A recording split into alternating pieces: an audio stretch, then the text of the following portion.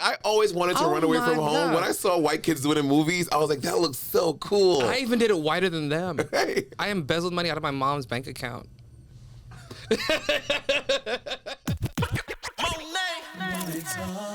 Ever had that my last pair of contacts panic? I know you have. Or worse, been completely out and stuck wearing those bulky glasses you haven't touched in years? Now you don't even worry about it because your next set is always on the way from 1-800-CONTACTS. They're the only major contact lens retailer that lets you renew your prescription online so you can get your contacts fast. 1-800-CONTACTS has fast, free shipping and delivers the same contacts your doctor prescribes right to your door, all without ever leaving home. They offer fast, free shipping on every order and have over 100 million contact lenses in stock, ready to ship from their distribution center across the country. Free returns and exchanges mean you can order confidently. They even offer unbeatable perks like free torn lens replacement. What a concept! You can get your exact contacts delivered to your door with their easy online ordering and fast, free shipping. Plus, they have a best price guarantee. So if you find your contacts at a lower price, they will match it. If you hate running out of contacts or having to make an eye doctor appointment every time you're running low, 1-800-CONTACTS is the best solution. They will save you time and money. Getting contacts doesn't have to be a hassle. Let 1-800-CONTACTS get you the contact lenses you need right now. Order online at 1-800-CONTACTS.com or download the free 1-800-CONTACTS app today. Monét Talks. Everybody come sit down, let's have a chat. Monét Talks. Living life gossip, chop it up, this or that. Monét Talks. Get comfortable with me, cause you on the show. We just wanna know where you been, who you been with. Monét Talks. Hi, Solomon. Hi, Monet. How you doing? I'm good. I'm great. I'm wonderful. You look very lovely. I try my best. I'm happy to be here. You have very welcoming eyes. Has anyone ever told you that? I don't know why. I'm from a mean stock of people. Truly, it is actually it is intentional because I have very resting, mean African face. Like I have my mom's like mean African math. Yes, like my mom is literally just like. So I actively like perk up my eyes all the time. Well, you know, when I first met you, I thought that you were West Indian. I thought that you were Guyanese. People assume that. People they've guessed a lot, but it's Ethiopian. Ethiopian. Mm-hmm. You know, I've never been to. Well, shame on me. I've never been to the continent of Africa. Well, I've never been to Ethiopia, South Africa. No, and I need to go. Oh my God, I'm such a liar. I was just in Cairo. I was in Egypt. What am I talking about? That is part of Africa. Yes, believe it or not. What were you doing in Cairo? I'm dating this guy. Yes. No, I'm kidding. Imagine. I met a guy. No, I did the Atlantis cruise. Ooh, yeah. And one of the stops was we stopped in Alexandria, but we took a trip to Cairo to go see the pyramids. Were you performing or just doing? So it was a 10-day cruise. I just performed on the first 2 days, and I had the rest of the time off. See, I performed on one before, and it's an EDM festival 7 days in a row. Yes. And I'm the only person at the buffet because no one's eating. No one's eating. Everyone is just rolling their tits off, recovering the entire time. Mm-hmm. And I'm like, I'll eat for all of you. Well, so this was one of the nice boats. So this sounds shady to say, but they do the big crazy one. They do one of the it's the Allure of the Sea. It's like it's not a nice boat, but it's like a Caribbean or don't call it what it is. It's an ugly boat. But the one in the Mediterranean, it was the brand new Virgin Atlantic. It's a big girl. So Virgin was, because Virgin be doing it right. Yeah. Did you start in Italy or? No, we started in Greece. Okay, because when I went, it was Barcelona through Italy. Ooh. And we stopped in Italy and came back. I do love Barcelona too. I love Barcelona. I've been buck wild in too many times, and hopefully no one's told my business there yet. So my friends and we went to Barcelona this year for Pride. I was off, and I was like, you know what? I'm just gonna go to Barcelona. No drag. Yeah. Just go and just live my life, and it was really cute. Lots of cute boys. They're very fun, but the thing is that like in Europe, you're like. You show up at midnight and they're like, yeah, nobody's here. Girl. Nobody's here. That part. I'm like, y'all, it is 1 o'clock in the morning. What do you mean the party? People don't start going out until 2 a.m. Mm-hmm. That's because they have no AC. They have to wait till 5 a.m. for things to cool down because they can't go to sleep. Girl, I was gagging. I'd be like, y'all, I mean, so every night we party there, we did not get home until 7 a.m. And I'm like, geez. So I came back. It's one of those trips. I came back. I needed like 4 days off, like after my trip. I think to, I like slept, recalibrate. It was a 13-hour flight back home. I was out. The whole time. Yeah. Have you prided all over the world? Yeah. I've not prided all over the world. I've gone to places and done stuff, but pride is like for me like. It can get very intense. I'm like, I don't need to meet that many new people. I like to go with the people I go with. So for me, like pride, I'm like, because it's like you're in the middle of a field. Yeah, it's a whole thing going on. I'm like, this is a lot. No. So I wanted to have you. So Solomon, I want to have you on here because I think that you're so fucking funny, and I think all the shit that you've been doing. Because what I didn't realize is how much writing that you have done on so many fucking shows. Yes. And so I always like to ask comedians, what was your gateway to comedy? Like, how did you realize you were a funny ass bitch? I was an immigrant kid, unintentionally funny. So people laughed at me. So I was like, this means something. Like, I want to be in control of this. Yeah. But when we came to America, like we started watching stand up, even though we didn't know English, and we're like, this is one of the best things. Wait, watching stand up and not knowing the language? But hearing laughter and like response and just like how people like mannerisms, like because like being funny is like not just the words, like it's just you can see somebody being physically funny, even like small gestures. Yeah. So like I like became obsessed, and then we started understanding it, and I like got into Eddie Murphy really young, and Richard Pryor really young, and George Carlin, and I've just been obsessed with stand up since I was a kid. Got it. And I was good at writing. I don't know why. I didn't care to be. Yeah. But like in college, I just took a screenwriting course, and then I was like 25 when I started doing stand up, and it took like 10 years before anybody cared about me.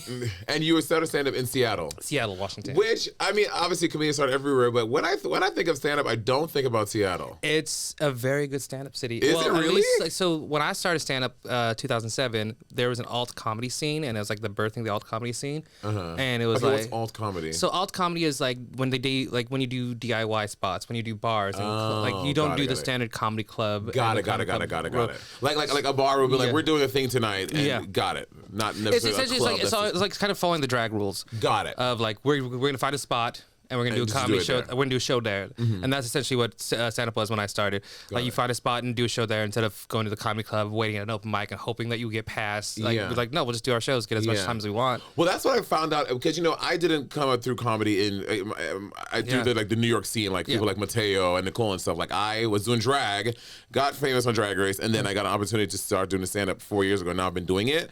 So, but like what their experience of stand-up in New York is like, bitch, Mateo's doing like 6 spots. Before anything, he blew up like 6 spots a night, going to and it's like rigorous. Oh, when I first started, I was like 3 shows a night on average, and I would like you just move around, you constantly running around, and you're doing like 3 to 5 minutes. You're not like out there being wild. Like, like you can do your 5 to 10 minute spot, and you just buzz around town, and then you get home, and you still stay up till 4 a.m. with everybody else.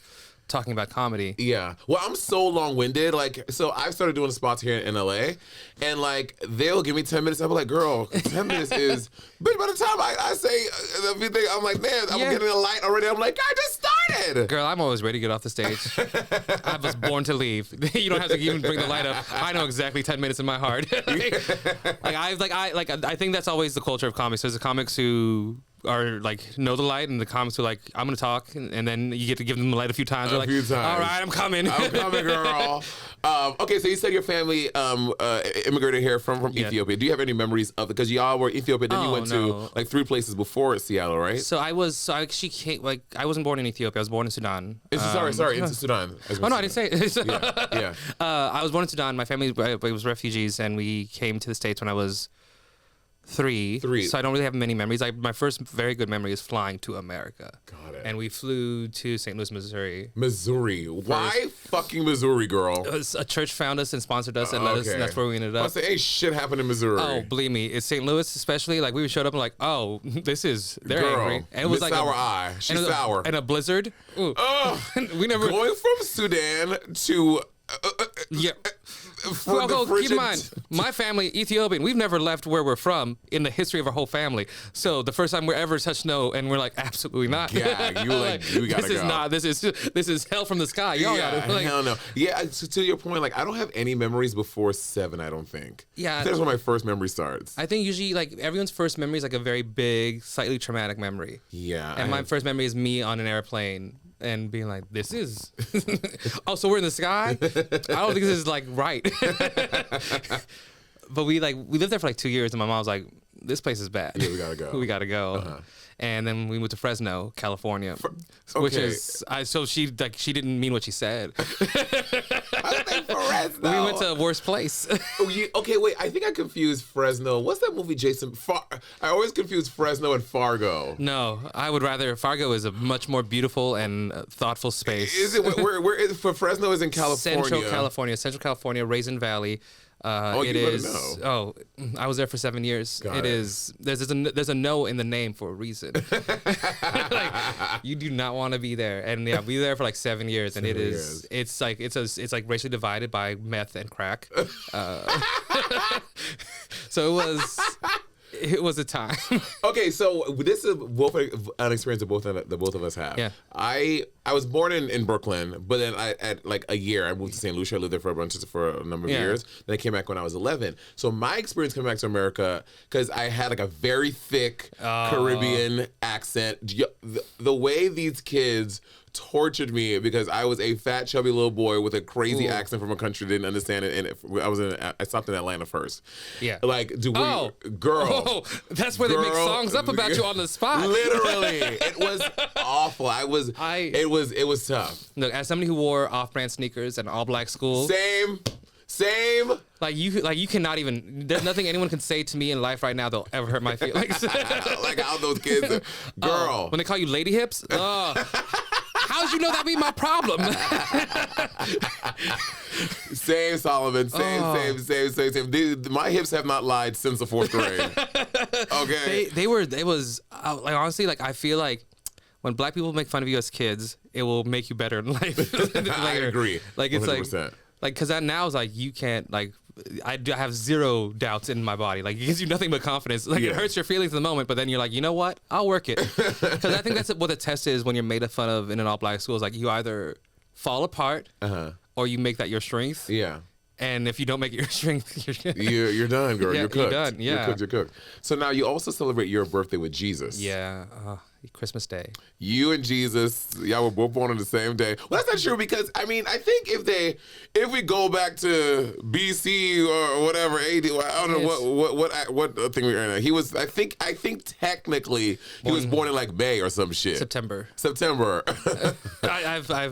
It's just like, for me, like, I just kind of accept it as it is. Like, if you're a Christmas baby, you just kind of like, I'm also like, other people's birthdays look so stressful to me. So I'm not a big birthday girl. You see the people who have like, oh my God, this is my birthday week. I'm like, ugh. Like, if you're renting a venue, like it's sending out invites for your own birthday. For your own birthday, take me out. Much. No, thank you. I do not. I don't want to talk to a second person about my birthday. I'm like, this is where I'm at, and if you're not here, then we're good.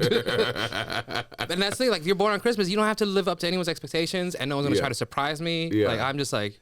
Like, it's generally my day because everyone else is busy. Everyone else is busy doing shit. Yeah. And then now your parents had a very specific plan for your life, as a lot of immigrant parents do. And I think immigrant kids, I've heard Hassan Minaj talk about this. I've heard just a lot of people who come from immigrant families like, girl, for me, I was supposed to be a doctor or a lawyer. I was supposed to be both.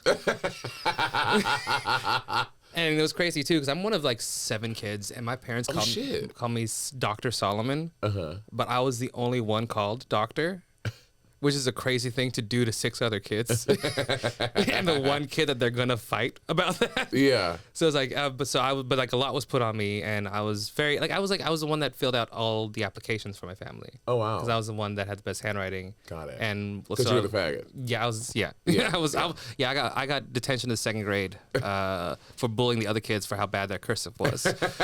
Because because us as queer kids, we go home, we end our notebooks like perfecting the events, putting them. Yeah, I was going out of my way. I wanted to be good. Right. And these kids were fucking up their cues. And I was like, what are we doing? Don't give the teacher that. Like, she saw what I did. Go home. So I was like, but yeah, so I filled out the applications and everything. So yeah, I was the golden child. And it was definitely very apparent to my siblings. But yeah, no, I'm definitely not living up to it. Are you the oldest? No, which is even more fucked up. Yeah, I'm my dad's oldest son, but I'm not the oldest child. Got it. There's 4 older than me, but I'm my dad's oldest son, so therefore I was the most important, which is even more fun. Like it was just constant. Like, oh, he's just setting me up to just fight my siblings every day all the time. Yeah. Now, so I was with my brother. We got very physical. I was also an annoying younger brother, though. Like I was an annoying person. I can admit that. Yeah, I would do things just to agitate him Same. to make him fight. Did the siblings get along? We get along, but we also tore down fight. Like it's like we've WWE walls have been destroyed. Got it. Fires have been started. Somebody's landed on a cactus. Someone's thrown like there's. One moment where one of my sisters threw just sprayed down my other sister's clothes with Aquanet and just threw them like fireballs at her. Jesus Christ! Oh, Hadouken! 2 African women against each other. You ain't seen nothing. Like me and the boys, we got fights, but those two, there was always hatchet marks on their door because we had a hatchet, and whenever like every other year they'd get in a fight where one of them would grab the axe and the other one would lock the door and just try to just. Hatchet her way into the door like here's Johnny style. Screaming Solomon. Jesus Christ. Yeah. Their fights were epic. They were like it was like film quality fights. Like you had to be there. maybe that's why you got your flair for the screen. Yes. Well, yeah. Choreographing fights. Dramatic. Portland, Seattle, Spokane, Palm Springs, Brea, Providence, Milwaukee. Listen, the way I'm coming to almost literally every city in the contiguous United States, and you don't have your tickets yet to the High Heels Bad Knees Comedy Tour, baby, what are you doing? What are you doing, Rebecca? Jason, what are you doing? Y'all, I am coming. Monét is coming to town, and I am bringing my brand new hour stand-up comedy to your city. This is my best material yet. It's so filthy. It's so funny. It's so good. And just look at the reviews, baby. Check the reviews. Check the shoes and the reviews, but not the knees. The knees are still bad. If you want to see this brand new hour of my proudest moment in stand-up comedy, please, please, please go to monetexchange.com to get your tickets. And I can't wait to see you, specifically you, the one wearing the gray hoodie, you. I want to see you at the show. Thank you so much, girl. Bye. So now, Solomon, you took part in a very caucus activity that I cannot believe that you were able to accomplish this. What? You ran away from home. Oh gosh, you were I sure did. But let me tell you something, I always wanted to run away from home. God. When I saw white kids do it in movies, I was like, that looks so cool. I even did it whiter than them. Hey. Too, I took money. I embezzled money out of my mom's bank account. Jesus Christ! I did. I took one of her withdrawal slips and I forged a note, and I forged the thing, and I also forged a note saying that she's out of town. And I went to the bank, and they looked at my black 17-year-old ass and handed me money from somebody else's account. Oh my God! How much did you take? It was like $850, which is Solomon. What? Which is a lot of money. Yes. It was just 1999, so it was Girl, that was a lot of money. That's a lot of money. That's a lot of money now. And I ran away to LA. From Seattle.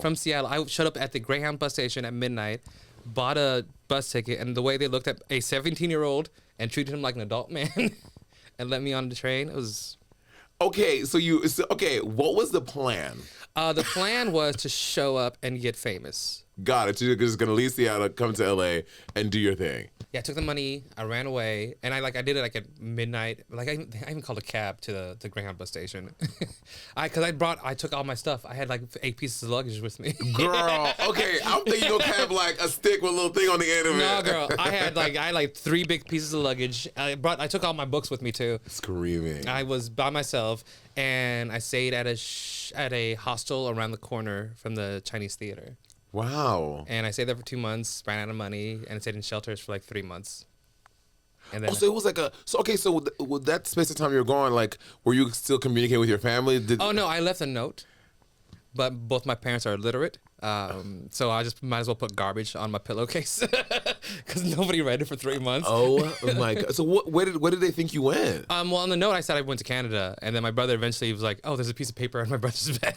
Wow! And he finally read it. But yeah, I called them they didn't know where I was for 5 months. Wow! And so then now you run out of money. You go back home and you're like, "Hey." Yeah, so I literally was on the phone "Hey."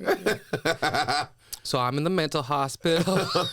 Oh wow! So you went to a mental hospital? Yeah. So I I was in a shelter. This last shelter I was at was for former sex workers, and I wasn't one, but they're like, "Gay, come in here." Come in here, yeah. And I was just like, it's just one of those things where you're 17 and you're like, realize like you're a teenage runaway and you have to figure out your life, and you're gay and you're not saying anything yet. Yeah. So I was like, okay. So I was having like mental breakdowns. So I was like, all right, it's time to go home. Okay, so you were out by 17? No, I Okay. didn't. I was still in the closet as a runaway, but people which knew. was stupid. Yeah. If you're gonna run away, come out of the closet. It's a waste of being a runaway. I was out here just being like, no, I don't know what I am. And there's all these young boys like, you sure? I'm like, okay, bye. Bye. Oh God! Wow, Salma, that's wild. Okay, so you come back home, and then obviously you do all the things, and like, how did you get into Hollywood? Oh, Hollywood, I got in through stand-up comedy. Through stand-up, okay. I'm very good at it. Yeah. I don't know why I need to tell people that. I know I am. I'm fine. But no, through stand-up, I just started doing stand-up, and it just started clicking from there. And I moved to LA, and I got a bunch of opportunities since then. And then I wasn't repped for a while, and I got on to Conan Unrepped. Yeah. So, okay, I'm always curious about those. I feel like I don't see those a lot. I feel like back in the day, I used to always see comedians doing a late night spot. And that's how I know. That's how a lot of people kind of break in.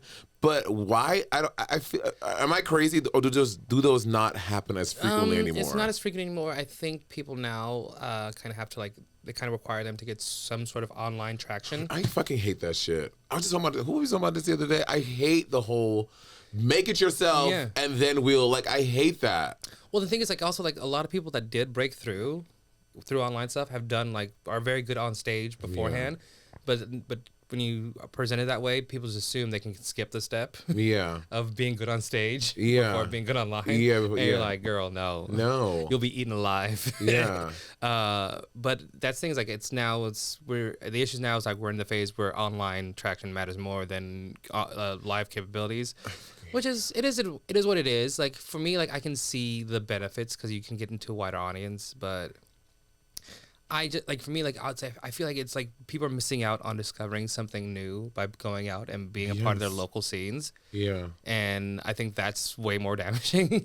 You're because you're making people develop the skill set of being their own producer first. Before being a good talent. Yeah, which thank you for saying that, because I think that's something that made myself and a lot of the other great queens, good queens, is that we were, we didn't start, we weren't just on TikTok making a video. We were in clubs 5 nights a week, learning how to do the craft, engaging with a room full of people, and that, knowing, being your own producer, writer, everything, it really is important, in my opinion, of developing a good persona. But I feel also being bad in public is necessary.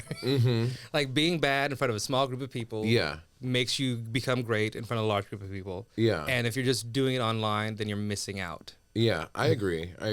And so you do Conan, and then that's how you get reps. Yes. Got it. And I was able to pick my own reps because I got on TV on my own. Oh, work. Wait, what do you mean? So you had multiple offers? Yeah, and you're no, you're not you. Yeah, I had meetings before, and everyone's like, "Sorry, we're too busy." And then I got on Conan, and they're like, "Okay, what's up?" Work. Because I as a gay black queer person in stand-up comedy and writing, I'm I didn't think I thought I was goal was going to be a surfer. Yeah. I thought I was going to be working in a restaurant till the day I died. Ooh. So what restaurant did you work at? The last one I worked at was at LACMA. There's LACMA's a museum, LA County Museums, where all the lights are in the front. And there's a fancy little restaurant there called Raisin Stark. And I worked there for 4 or 5 years. Were you a good server? I am one of the best servers out there. And it's the most soul-crushing thing I have to say about that. Because I am so good at disappearing in my head and doing whatever people tell me to for money. Bitch. It was. Survival. The way my server voice, I hate it so much. Can I hear it? Hi, my name is Solomon. If you have any questions on the menu today, I'm happy to answer them. Also, we have some great. I hate. I don't work in restaurants, but I did work in hotels, and my guest service voice was, "Hi, how are you? Oh, are you welcome to check in now? Thank you. Can I have your credit card, please?" Yeah, it's a white lady voice. It is. It is my white lady voice. How are you? Hey, how are you? I have some issues with my flight. There's a few problems with my reservation. I need to call in. Let me list these shows that Solomon there had written on that y'all don't even know. Okay, Shrill, yes. Dollface, yes. Maggie, High Fidelity, Crashing. Adam ruins everything. SpongeBob SquarePants, aka Bob Esponja. Survival of the Thickest. After Midnight. So, is it one of those things you get into one room and everyone is like, okay, we need to have you on this, or like you're like every new project you're kind of pitching yourself for a new thing? No, I'm very lucky because I kind of like when you establish yourself for like stand-up comedy and like your presence, people know you as a writer. So once you like break in as a writer, like you kind of walk into a world where there's a lot of your peers all around. Yeah. So it was kind of very convenient because and once you like prove yourself to one person, it is like word of mouth about your career and your writing ability. So it just one thing led to the next, and I got very fortunate. I got in the position of being able to choose where I want to go and who I want to work with.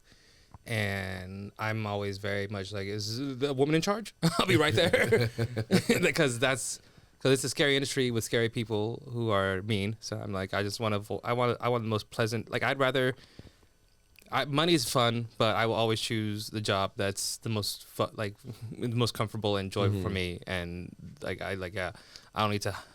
don't need to climb up that fast up the social ladder. Yeah. Well, it also seems it's such like a varied thing, like SpongeBob SquarePants. Like when you write for a show like that, like I'm sure there's probably so much red tape. Like you can't do this, you can't do that. Well, it's a kids show, but it's like, but writing for kids, like it's just because it's like you don't like language is like a little more limited, but also your imagination isn't. You can say what you can do. What there's no limitations on what the character can physically do. Right. So you get more freedom in that way. Sense. So like you get to. Oh, I never thought about that. Yeah, live action I might be able to swear in some of these things, but I can't make somebody reach in their pocket and go into another dimension. Right.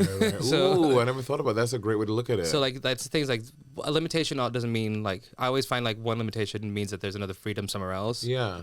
So it was dope. Yeah, but that one was just my neighbor liking me and coming by and saying you want to write on SpongeBob. Really? Yeah. See, that's that shit when you live in LA. That shit just should be happening like that. That was just a sheer coincidence. Because he used to be in the EEP on South Park, and he's a sweet guy, and he's just like, "Hey, you guys are great. They're doing writers from SpongeBob. You want to?" I'm like, "Yeah, sure." I didn't believe him until I got the email because I'm like, "Sure, whatever, Kyle." Well, I haven't seen SpongeBob in a while. Does SpongeBob do like kind of like Rocko's Modern Life when they'd have so much innuendo, like working at the choking chicken factory and things like that? Does SpongeBob do that? No, I don't. It might, but SpongeBob is pretty pure at heart, right? With the creator, the Steven, like the creator is like he's a very just like fun person. Is like it's just and the whole idea is like make it fun, like have a good time, make it weird, and just have fun. Yeah. So when like writing for characters who aren't you, how do you incorporate your sense of humor, like when like, but not overriding the show's tone? You know what I mean? I guess you kind of like just switch tone. Like there's. Like, because you kind of learn to have fun in the world that you're given. So, like, it's, again, like, for me, like I said, like, you give me a limitation, I'll find a freedom. So, like, if you tell me that this is the character, I'm like, there's usually so much fun to be had in that person's world. And I'm a real weirdo when I write. Like, that's why when people are like, I go to a coffee shop, I'm like, I cannot. No one should see what I do when I'm a writer. Because I pace back and forth and I talk to myself like the characters. And I'm like, I don't want anyone to witness this behavior. I mean, that makes sense because you're getting into it. Yeah, but it's like just a mini solo scene of me playing multiple characters like a lunatic. Like, if I was outside, you'd be like, okay, that's a crazy person. Like, but I have a house around me, so therefore I'm not crazy. Have you ever had that, oh my God, my last pair of contacts is on it. Like you're scared, you're lonely, and you're cold? I know I have. Or even worse, been completely out, but stuck wearing those bulky glasses you haven't touched in years. Now you don't even worry about it because your next set is always on the way from 1-800-CONTACTS. They're the only major contact lens retailer that lets you renew your prescription online so you can get your contacts fast. 1-800-CONTACTS has fast, free shipping and delivers the same contacts your doctor prescribes right to your door, all without ever leaving home. Ugh, love that. For over 30 years, 1-800-CONTACTS has been the leader in online contact lens delivery with millions of contacts in stock and award-winning customer service. Bob could never. They have extra discounts for new customers on their site. Their 24/7 customer support is there if you ever need help, day or night. Dealing with vision issues is always annoying. That's just the reality of the situation, okay? But 1-800-CONTACTS makes it less annoying. You order online, they deliver for free, and you can even renew your prescription from home. It's simple, reliable, and it saves you a ton of time and frustration. Getting contacts doesn't have to be a hassle, girl. Let 1-800-CONTACTS get you the contact lenses you need right now. Order online at 1-800-CONTACTS.com or download the free 1-800-CONTACTS app today. Monét Talks. I've said this before. I had Peppermint on here recently, Yes. and I was talking about survival of the thickest. And I have to say, one of the things that first of all, working for Michelle Buteau is so lovely. She's literally the nicest, kind of sweetest, genuine person. the whole way through. It's crazy. But what I also appreciated is that when it came to things like in the script, like they had that scene when we were in her apartment and Peppermint was trying on dresses, and originally it was like, oh, we want Monet to be in drag. Yeah. And then me and Patty were looking at it, we were like, well, I'm a drag queen, but it really wouldn't make sense for me like be sitting in drag. And we brought that. Y'all were like, actually, you know what? That make like we're so collaborative, especially and y'all was so collaborative and being like, yeah, that makes sense, and we'll address that. Which I, as an actor and someone who's into things, that feels so nice that it wasn't like, no, show up in drag, faggot, put the wig on and sit there. It's like, this ain't too long food. We know drag queens are in drag all the time. Exactly. You know what I mean? So that's what I really love. Like, why are they driving cross country in drag? They take a minute.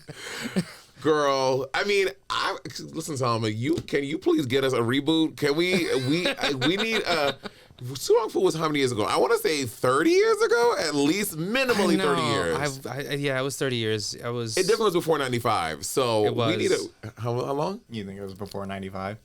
It was after 95? It was 95. Oh, 95. Oh, see? Exactly 30 years. Exactly 30 years. So we need a reboot, Solomon. I know, but Can you make that happen for us? I'm not. That's a movie. Hollywood don't listen to me. You think I'm in charge of anybody? I might be successful, but no one listens to me. Well, I think now, especially with the current climate, it seems like people are shy, not running away, but maybe being like, not right now on But like super gay shit. I think one thing about it though is that if you want to do something independent, this is the time to do it, because now people are thirsty for original content, and I think like that's kind of an angle that I'm trying to get into right now, trying to figure that out, because like I think the world right now is like we've been force fed mainstream over and over and over and over again, and the amount of things that have been truly indie that have been hitting hard. Okay. So I think this is a market for, because this system ain't gonna last much longer either. Like these studios are making a lot of bad decisions. I know, right? It's like one bad decision after another. Yeah. Like so you think the new frontier or the next phase of things is going to be like super original stuff? Yeah, because like there's like a lot of people just are doing stuff on YouTube and they're getting picked up and bought and getting millions of dollars and turn into a big movie distribution. But the thing is it's just a lot riskier.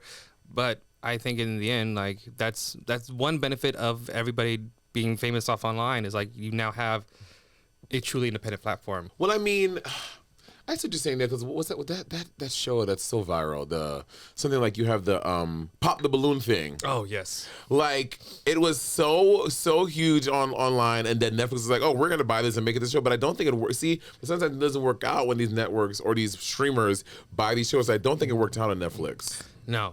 I love how kind you were to ignore the fact that I spilled water all over yeah.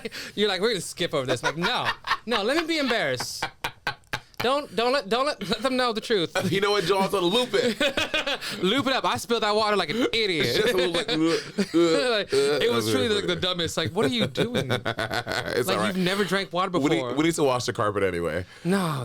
But yes, making your own things and putting it. Sometimes it works, sometimes it doesn't. But yeah, I think that's where everything is. Everyone make it. If NBC or CBS or Hulu wants it, they'll buy it, and then that's the landscape currently. And also I think that's the hard thing is like sometimes they do pick it up and they make it themselves, and it's like, why'd you make those choices? Yeah. Like this.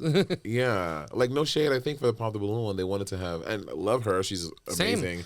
But why is it live? Yeah, like why? You know what I mean? Like that's not the nature of the show. Like we're just sitting there during the awkward pauses. Girl. Like live shows for me, like if you're not like. A live show has to have talent out of their like mind. Like you cannot just trust regular people to be good at live. No, live is a different beast, girl. It's a different beast. Honestly, They do gay people on the Pop the Balloon, right? I think I've seen gay ones. I think so too, but it's hard to tell if they're all the same. Yeah, same production or like different people making their I don't know own if anybody thing. owns it or just people are just like. I think we should do one called "Fuck the Twink." And it's just gonna be just Wow. holes. You're deciding by holes. Oh no. Okay. Wow. Well, you know, I'm a Christian woman. well, you know, I'm kidding. You know the show, the one in the UK is like the one where people are deciding the naked body thing, where you're deciding to date someone based on the genitals. And like you get the slow reveal, you get their feet, no, you get their nuts and vaginas first, and then they slowly go up, and you're like, yes, that's crazy. To see the genitals first is a wild. I mean, some people are ruled by their genitals, Solomon. I need to see a face, like. Okay, the face can make me forgive something with the genitals. See, I'm the opposite. Good genitals will make me forgive a bad face. A bad face. I'm just like over here, like, oh, I gotta look at this. Well, I mean, we ain't getting married. We just gonna be together for maybe about an hour. I don't care. This is a dating show we're talking about. This is sure. You're right. You're going down the wrong route. You're right. This is a dating show. You're right.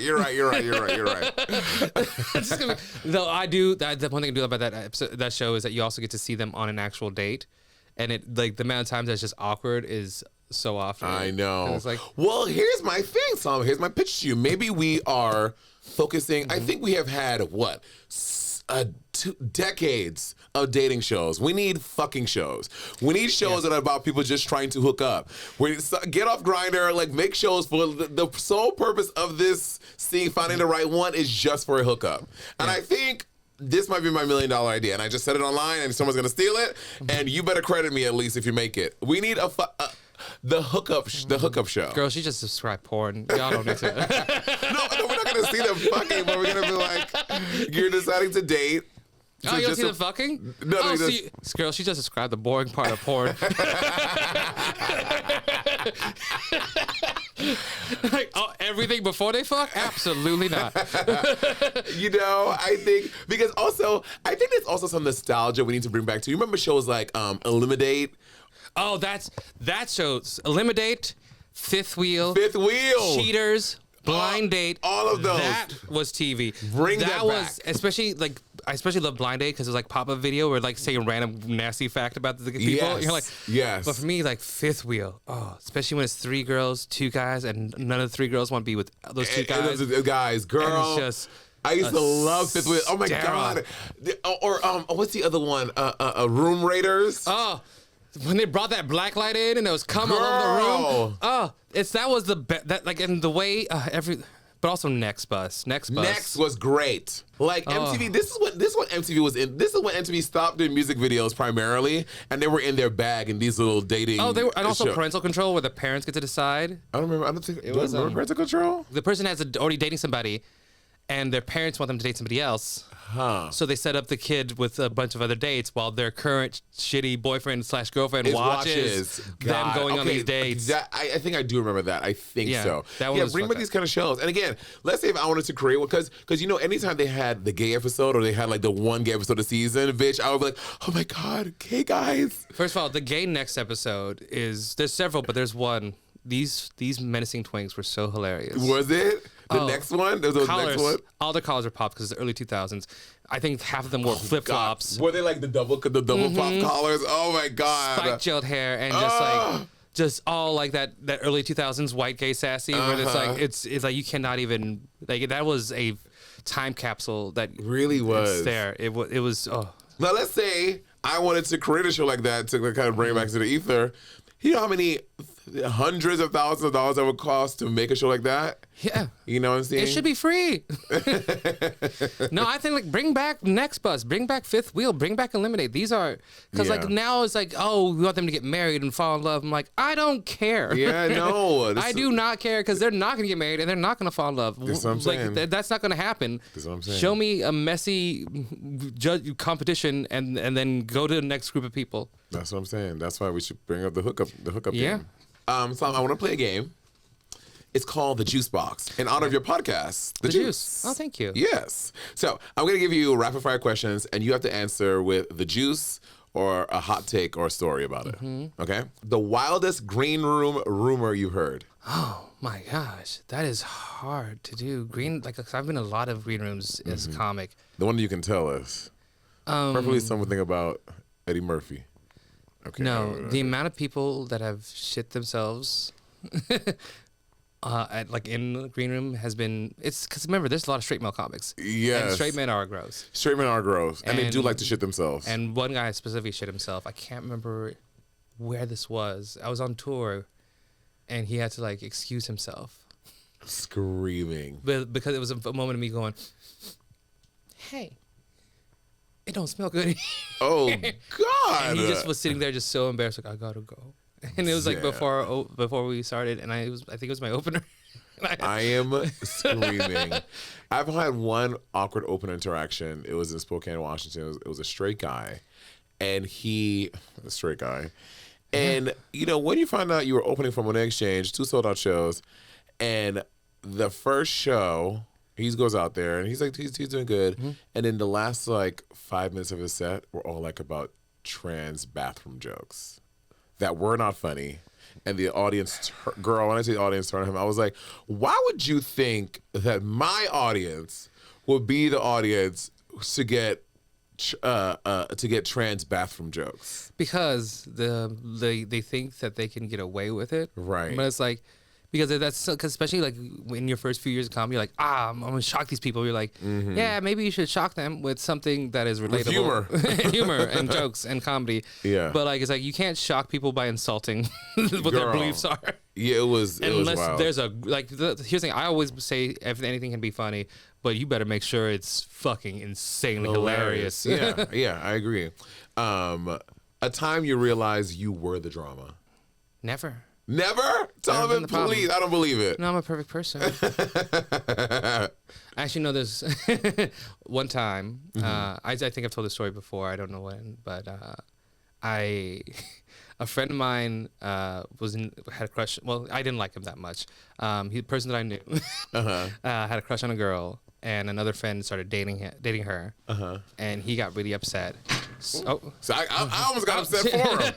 He got really upset, so he wrote her a kind of like a fuck off letter, like you broke my heart, a heartbreak letter kind of thing. Yeah. And he gave it to me, and I'm like the worst person. I was like, I'm not a delivery person, and so what I decided to do was to photocopy it, give it to all of our friends. Oh my God, Solomon! And me and 3 of my friends turned it into a song and recorded 2 versions of it, one rock, one more R&B, and we gave her the cassette, and then I handed her the letter. I am screaming. Well, it's kind of sweet, but it's extremely shady. Oh no, that was insane. I was 19. 19. Okay. Name a comedian who could start a cult and succeed. For me, be Maria Bamford or Wanda Sykes. Wanda Sykes, the most personable person in the world. If she's our cult, I'd be like, yeah, let's go. I met Wanda twice. Her on Fire Island. A couple times I go to Fire Island, she's always there. She's so sweet. Also very, a good time. Like she's very lovely. Lovely, and it's a good time. She's also a great tipper. Yeah. Great tipper. Worst time you bombed? So many. But my first time I bombed was the first time I ever did stand-up comedy. Your first time ever you did stand-up? You bombed your first time? Yes. I was 17, and it was here in LA when I was a runaway. And one of the people I was at in the hostel was a comic, and he took me to an open mic. And my opener was to take a picture of them with my disposable camera, and then call a bunch of people that I knew in high school gay. And I got booed. Damn. If I bombed my first time, I don't think I would have went back. I waited 8 years. Okay, but I don't think I was like, this is not for me. 8 years later, I was like, Okay, what is the funniest or pettiest reason you've ever unfollowed someone? There's been a few times where I just, somebody followed me where I'm like, I don't trust you. And I just don't, I've unfollowed people for being annoying at parties, for sure. But somebody, I think somebody did something to my bathroom at my house, and I unfollowed him immediately afterwards. What is up with you and these people in the bathrooms? Well, I think he was doing hard drugs in there. Oh. I think there was like a needle or something. Work. That's some Hollywood LA shit too. Okay, a celebrity you'd never trust with a secret. All of them. Trust no one. Like I always say, especially since I'm mostly around gay people, there was a really good TikTok I saw or like a quote somewhere like gay people kept one secret for 18 years of their life and then never kept another one ever again. That's pretty accurate. That's pretty accurate. A fellow comic who could read you to filth. I feel like Nicole Byer could hurt my feelings because she's not that mean. So if she does say something mean, I would be very hurt. You're like, really, girl? Like I feel like the only time I can feel like a read will ever get to me is when somebody like is very kind. I'm like, oh, I don't like her, Michelle Buteau. If they ever said anything mean about me, like, oh, I gotta go think about my life. And last one, a story that starts with, I probably shouldn't say this, but. I probably shouldn't say this, but y'all shouldn't be douching so much. It's dangerous. Oh my God. Yes. It's so dangerous. Like, yes, clean out the best you can, but eat more fiber. Like, it is. Like, you should not rely on douche because it will eventually become the only thing you can rely on to poop. So. Okay. Thank you for that PSA because that is such good information. Yeah. Thank you for saying that. So my friend Tyrone, he taught me about fiber because he's like he's not anti-douching, but he's like, before he found fiber, he was like really like up there. He's like, this is bad for my digestive tract. This is not good for anything back there. But he's one of the gays though. He takes his fiber every morning. Not the pills. He takes like the scoop of the thing. Yeah, the Metamucil. The Metamucil, and it flushes him out. He doesn't have to douche. But that's the thing is like that's what you have. Like if you are like, it's better to get yourself in that routine than the routine of douching yourself over and over and over again. Fracking water into your boy hole. It's gonna fuck with the system. Then you have a delicate system of bacteria that's working very hard to make sure you get poop out. Yeah, yeah. But I've tried the Metamucil thing. I've tried doing it every day, and it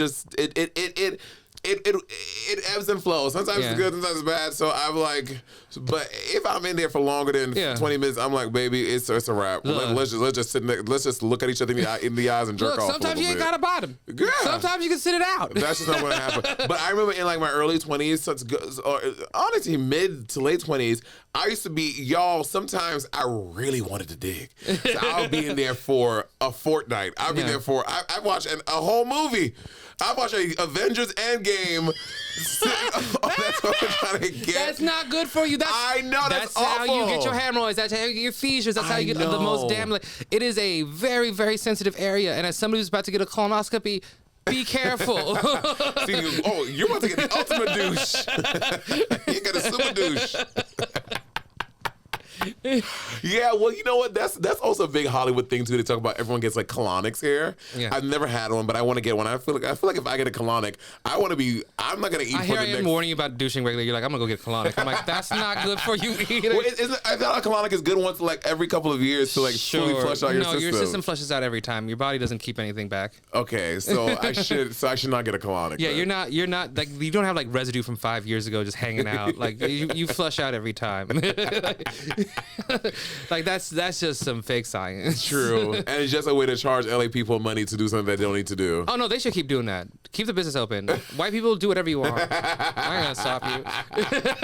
And another one they do too, they have this in some places in Denver, they have oxygen bars. Have you ever heard about an oxygen bar? The oxygen bars actually were popular in the early 2000s, and they got rid of them, and now I'm assuming they're back. Yeah, but there used to be oxygen bars all over the place in like 2002, 2003, and you just sit there and put a little fucking thingy up your nose, and you could choose a flavor of smell.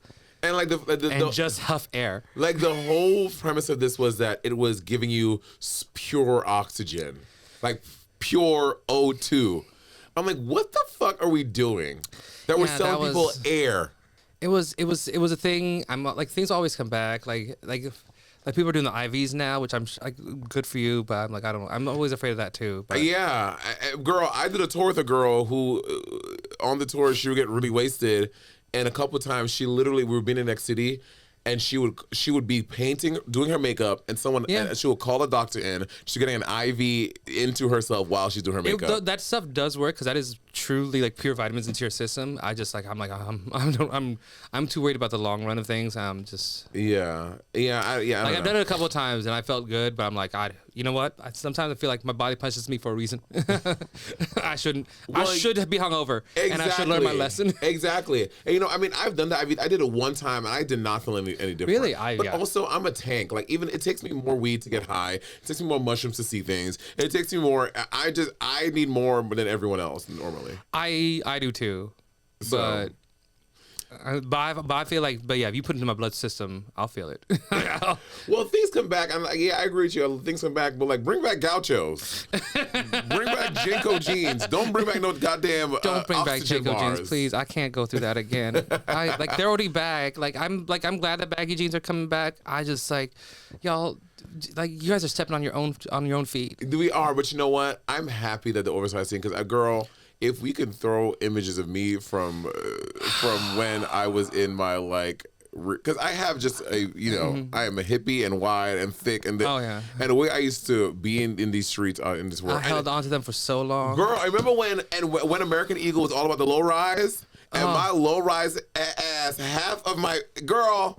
I know, and also for most of my life I had no butts. I'm like, why are you wearing jeans that highlight that? Like, you should be I'm wearing looser jeans. I'm not wearing the tight, but but also at the same time, don't get too baggy. We can't go back to where we were. Like, where we were was a dangerous place.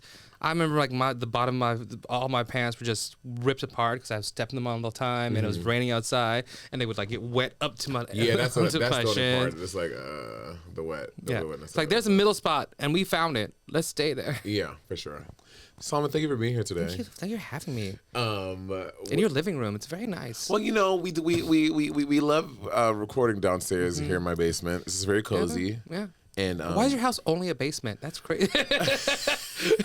It's coming back. It's All coming basements? Back. Yeah, basements are coming back. So yeah, only basements. Yeah, guys, it's a dungeon on the other side, by the way. Y'all, this is Salma. This is Salma Gregorio here on Monét Talks. Make sure you check him out online and go see him. Oh, you're doing the DSALA's Halloween. Yeah, we're doing that show comedy. together. Yeah. Yes. Yeah. No, I'm not in it. But I'm doing the DSA show, but we're doing another show together, that Family Equity show. Yeah, the Family Equity show. Yeah. Yeah, we're doing that. Yes. So yeah, I can't wait for that. Which, by the way, should my material be clean? I'm not a clean comic. I'm not a clean comic. Okay, either. good. It's a gay show. Okay, but it's gay comics being honored. I heard families. Well, they have families, but they're out. It's their kids are at home. There? They want us to speak freely. Because I have a whole bit about children I want to say. I'm like, this is I should do my bit about how children are awful. I'm gonna say right now, when parents are on a night out, they do not want you to be tamer. Okay, good. Okay, good. Yeah. Sounds good. All right. See y'all later. Bye. Monét Talks.